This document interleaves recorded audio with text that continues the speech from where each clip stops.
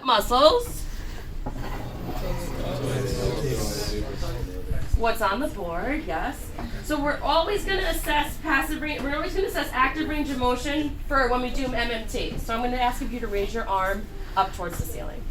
Good. And I just want to see how much range we had, if we're able to go against gravity, that kind of thing. You can bring it back down. Thank you. You're going to keep your palms down when you do that. And you just do it one more time. Checking again. Good. So now going way back to when you guys first started MMT. What is a 5?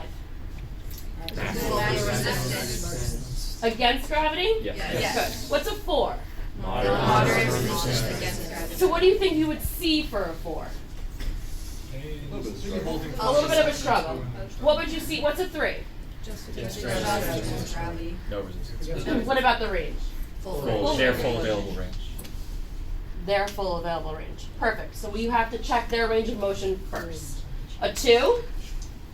Without gravity. Or, Gravity assisted. did I throw a curveball at you? Partial range of motion against gravity. So that's where we kind of get this little discrepancy area with our pluses and our minuses. For our purposes, we are not going to go over pluses and minuses. But if you see something that you're like, that's a little bit partial range of motion against gravity, that's kind of, in clinic, you might see pluses and minuses. So I just kind of want you to be aware of that. And what's a 1? You only feel like a Muscle contraction. And 0? Nada. Okay. Sorry, Dr. B, can I use an example? Yes. So but when you watch now how Dr. B does this manual muscle test, when I was testing Gil's quadriceps muscle, if I would have put my hands close to his knee, I was struggling, and I might have thought he's definitely a 5. When I put my hand distal all the way down by his ankle, he was working really, really hard, and I wasn't. So I might have said, I can break him. Right, not break him. Break the hole, and that's a 4. So where you put, so here I could have done the same test 2 different ways and gotten very different readings. So hand placement is super important now. Go ahead. So for this test, I've already seen that we have full range of motion. Now I'm going to ask my patient to bring his arm up to shoulder level height.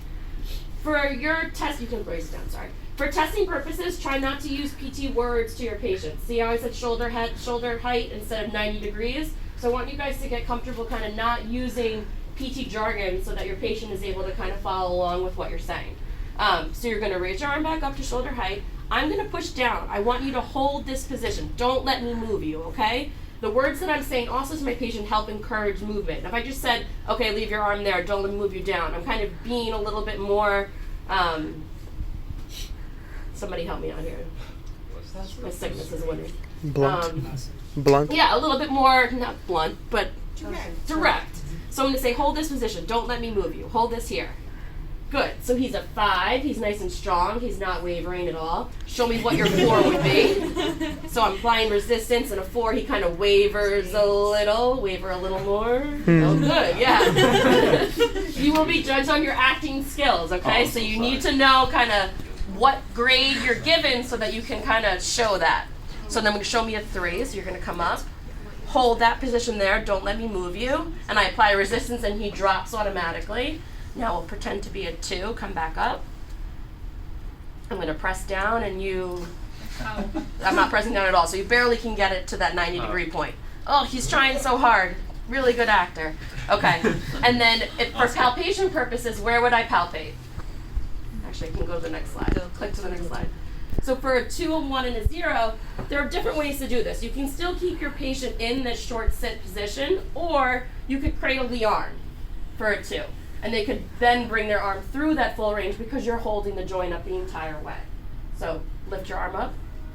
Good. And then bring it back down.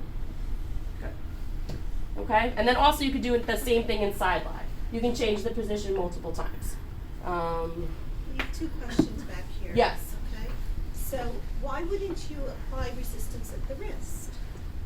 Are you asking me or are we asking everybody? No, I'm asking you to explain. Oh, to explain. So you don't want to cross too many joints, too many muscle involvement. You're just primarily testing those deltoids and the brachialis. So you don't want to go further down the chain. You don't want to involve too many different muscles. I have another question. Yes. would it be possible for Gil to be sitting in a chair so you have better advantage over Gil? Gil could be sitting in a chair, yes, that's fine. Or if I had a low table, I could lower him, or I could stand on a stool. But for practices and visibility, I kind of had him like this so that you guys could see. Okay, how do we feel with shoulder flexion? Do you guys want to try this one by itself, and then I'll start adding two together? Do we need, is this like a neutral position or always? Always pronated. Okay. Yes. Anybody else? Okay, so practice flexion, and then we're going to do two at a time.